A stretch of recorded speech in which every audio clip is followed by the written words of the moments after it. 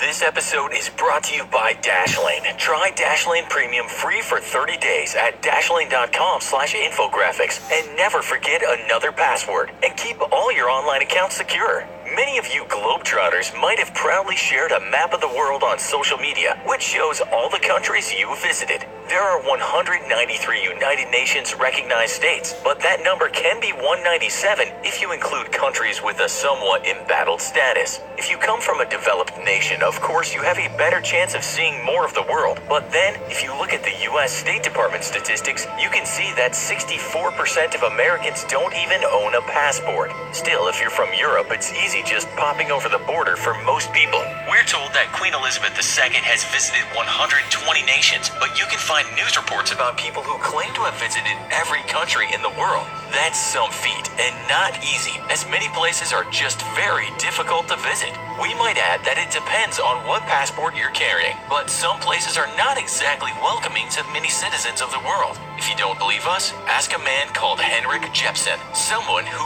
like a few others these days, says he has visited every country. So where did he have problems? Number 8. Syria. He mentions Syria. This is what he said. Having a visa isn't always enough to get into the country. I flew into Beirut, where my contact picked me up and took me to the border. The immigration officer wouldn't believe I was in Syria as a tourist, but eventually they decided to stamp me in. According to the website The Unusual Traveler, it's much easier to get into Syria now than it was just a couple of years back. Not long ago, it would take 10 to 12 weeks for your visa application, but these days it's not even close to that. Although we're told it takes longer for Brits and Americans than most other nationalities. You might also be told that you must have a guide to go on a tour, but you can wing your trip too. It just might be harder to get the visa if you want to do it that way. You don't have too many options as to how to get in, as you can only fly in on small airlines from nearby countries, and many of its borders with other countries are not open. Your best bet is to travel from Beirut in Lebanon to the Syrian border. From what we can see, this is how most other Western travelers did it, so it's by no means easy, but not impossible.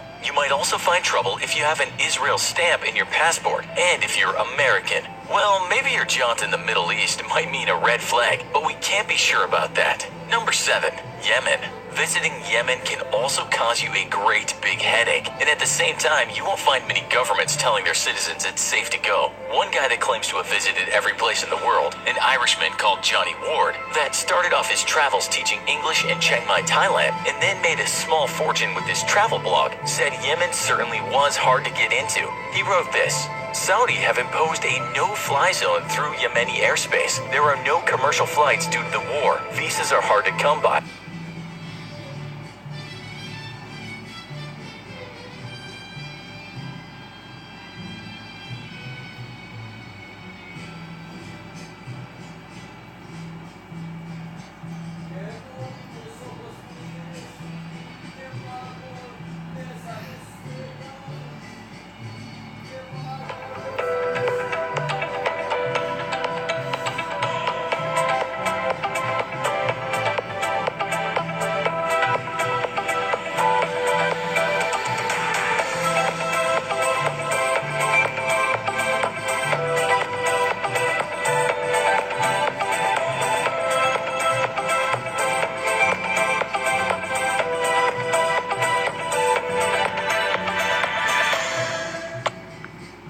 And taking a local fishing boat is treacherous due to the pirates, terrorists, war, and immigration from both the Omani coast and then again on the Yemeni side. He tried bribing officials at land borders, tried a cargo boat, and then a charter flight, but all those failed. That was in 2016. Is it any easier now? Not really, because you need a visa, and if you are American, you won't get a Yemeni visa in the US. The Canadian government tells us Yemeni authorities do not issue visas at port of entries.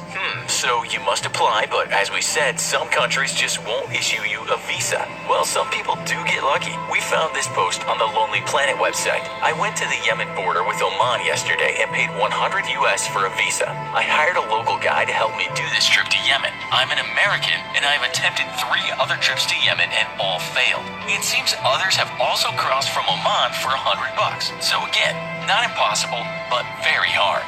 Number 6. Nauru. This island country in the South Pacific Ocean is tiny and only gets about 150 to 200 tourists a year. There aren't many places to stay if you're a tourist, so you'll need to book well in advance, pay a lot of money, and you might even need a letter from a local sponsor. You'll also have to apply for a visa unless you're from a handful of nations. Don't think once you've arrived on the one airline that you'll just be able to get a taxi. There is very little public transport or infrastructure for that matter. What we are trying to say is this trip takes a lot of planning, months before you go, will cost you an arm and a leg, but will likely be worth all the cost and hassle. Number 5, Eritrea. We're told visiting this Northeast African country is not easy, as it's not always welcoming to foreigners. You'll need a visa, and from what we can see online, many people just get refused. Foreign journalists are certainly not always given the red carpet, as politically the country is quite secretive. If you do get the visa, you'll need more permits to visit anywhere outside of the capital. One permit for each place or site, which could mean applying for tons of permits. Sometimes called the North Korea of Africa, the website The Unusual Traveler says it has to be in the top 5 for the hardest places to get into in the world. The website says what others said, in that it's very likely you'll be refused the visa on your application. But the writer got in, saying, "I found Eritrea to be the most fascinating and underrated country in all of Africa." The visa application itself can take months, as you'll have to be approved by the government in Eritrea. The good news is that there are some flights right in from a number of nations, but the bad news is that if you don't have those permits, you won't be getting on any public transportation that can take you outside of the capital. While visiting Eritrea, you'll experience a bureaucratic permit nightmare like nowhere else in the world, said one writer. Number 4, Libya. Recent information posted online tells us getting a visa to Libya is incredibly difficult too. And if you're not invited to do business or on some kind of diplomatic mission, there is every chance your visa will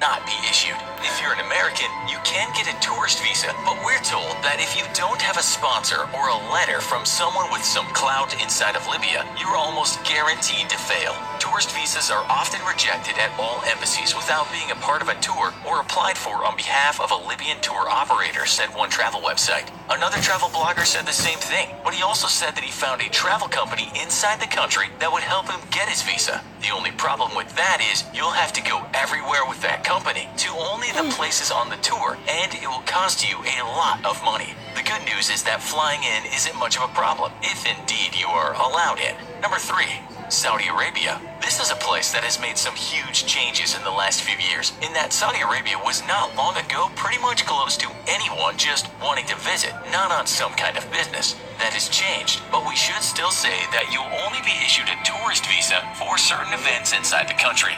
Lots of expats work in the nation, but you still won't find many tourists just going anywhere they want in Saudi. You might also do well to remember to follow local laws, lest a bottle of beer leads you to your backside being flogged. We should also add that if you're a woman under 25, it might be hard or impossible to get a visa if you're not going with a husband or at least a male chaperone. Number 2, South Sudan. We found a journalist online who said that getting a tourist visa for this place is very hard. He got a press visa and so was lucky, but he needed a letter from an employer inside the country. As a visitor, you might get yourself a visa if you also have a letter from someone inside, but it seems without an invite, you might have problems. We're not sure if this is an exaggeration, but one well-known travel website said that this area of the world is so violent that visiting is incredibly stupid. U.S. Embassy staff travel in armored vehicles and never go out on the streets alone. Just about all the governments of developed nations say just don't go here, and we can find hardly any information written by people who have been there.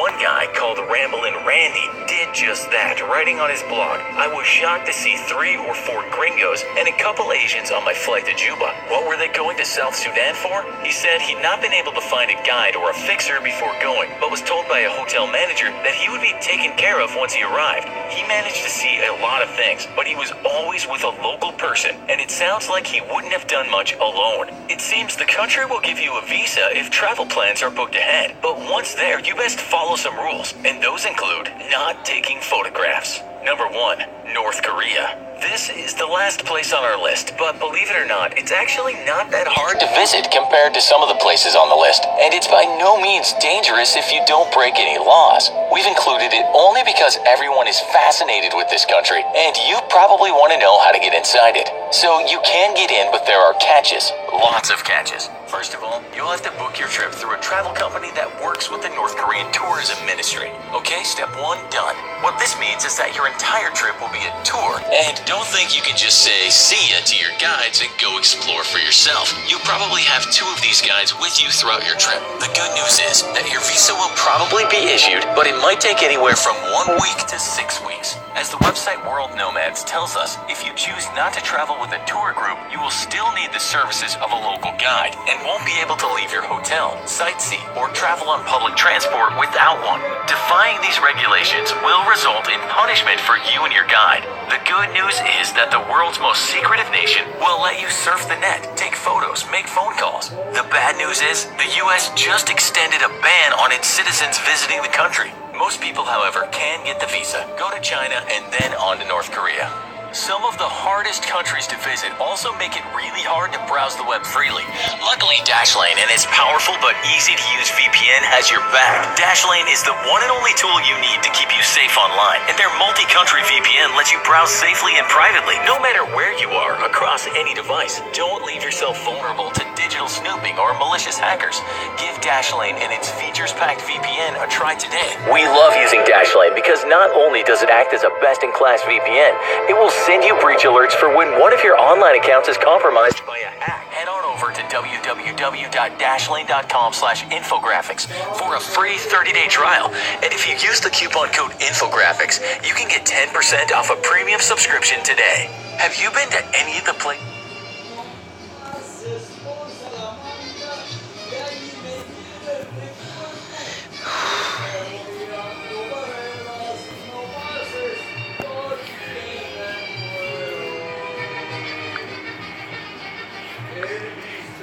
What you listening to, son? I don't think you like it. Well, why not? I like this new generation of music. What you listening to, son? I don't think you like it. Well, why not? I like this new generation of music.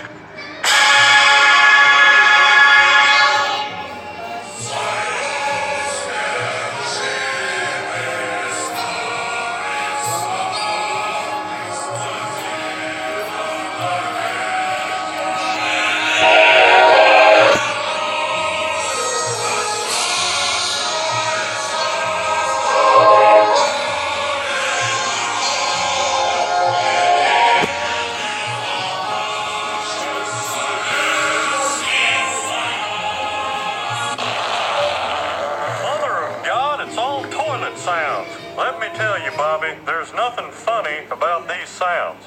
What that person on your tape has is a medical disorder. That boy ain't right.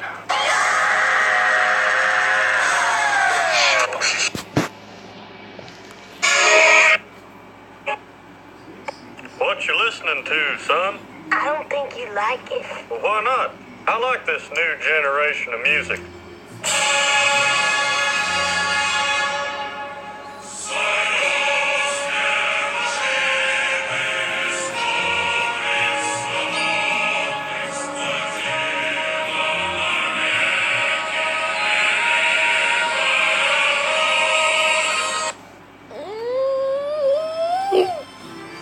Thank God Japan's not illegal to visit. Thank God.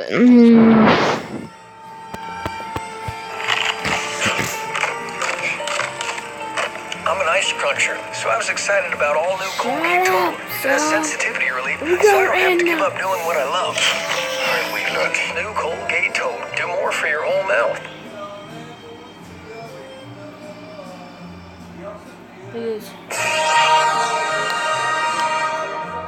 Oh, sure, let's see. I'm an elk, a mason, a communist. I'm the president of the Gay and Lesbian Alliance for some reason. Hi, communist. Oh, look at him sleeping. He's like a little angel that killed 50 million people. Yes, you are. Yeah, Russia. And if we're ever invaded, just click this. No. Russia. But the Orange Man, he will build a wall to keep out beauty queens who eat too much. Plus, he has a plan to make Russia great again. Russia? Hey, wait a minute. Оставь меня в покое, Vladimir Putin, President of Russia. Yep, on the list. Go ahead and vote. What? Union will be pleased to offer amnesty to your wayward vassal. This is Russia, United States, and Cuba. Yes, that's what we wanted you to think.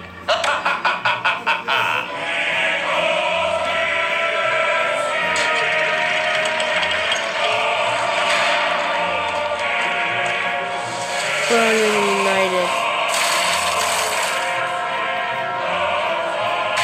Berlin came back. Must crush capitalism. Communism. I would like to name the following friends of mine as members of the Communist Party. You're just here to test the microphone. Fred Wilson, my brother Bill, Dom DiMaggio, the Paperboy, Howdy Doody, Joseph Stalin, Joseph Stalin. We just Russian. Pardon me, sir. Can you tell me where Palace is? What business do you have at the palace? Why, someday I'm going to be dear leader. You're too benevolent to be dear leader.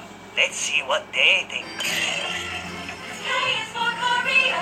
Kim Jong what? Kim Jong Un? Is it?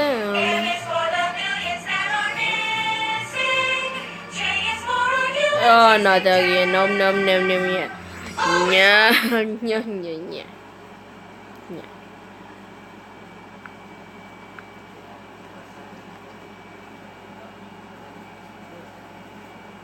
Oh yeah, they're gonna like this.